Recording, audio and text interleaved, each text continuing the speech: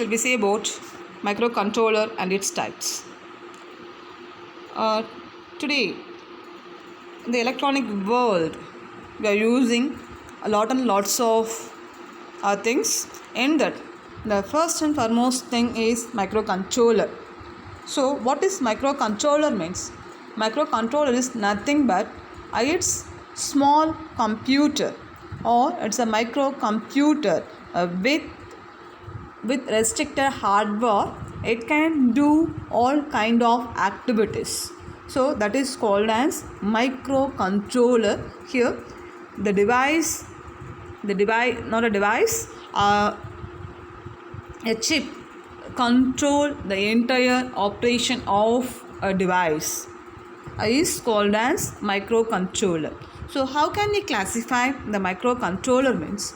Here the based on the bits used for designing a microcontroller, we can classify. Then memory, how much we are going to use, then what kind of memory we are going to use, and then instruction set which used to design. So based on these we can classify the microcontroller. Okay, so the types of microcontrollers are based on bits, memory, instruction set and memory architecture. So what is bits means? Here how many address bits used for designing the microcontroller? So that is the question mark. So we can use either 8 bit or we can use a 16 bit, we can use 32 bit. If you are if you are designing a microcontroller for a small application with logical and arithmetical operation means you can use a 8 bit microcontroller. So example for that 8 bit microcontroller is 8031 and 8051, a family of Intel. Then suppose if you want to perform a greater operation than the 8 bits, then you need a good accuracy means you can use a 16 bit microcontroller. So example for the 16 bit microcontroller is Intel 8096 family.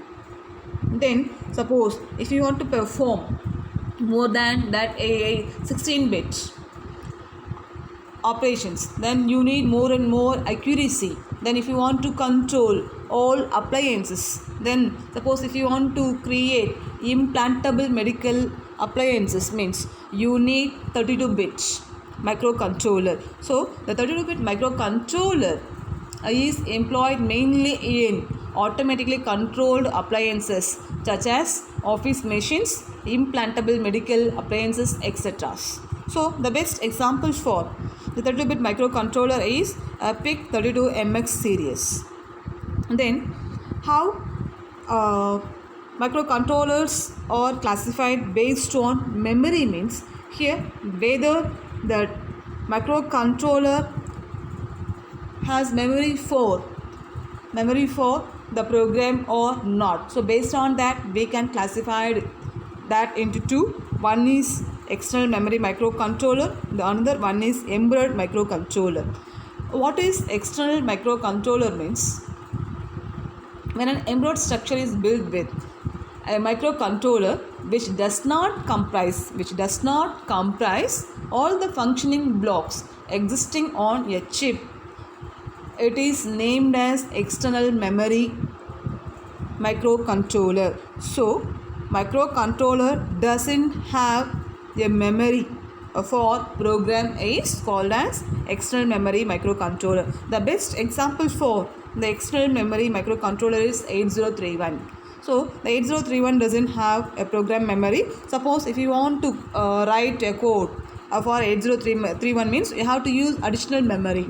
So that is called as external memory microcontroller.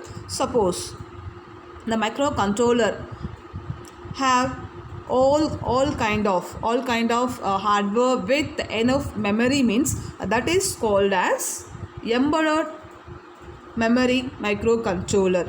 So the example for the embedded memory microcontroller is 8051.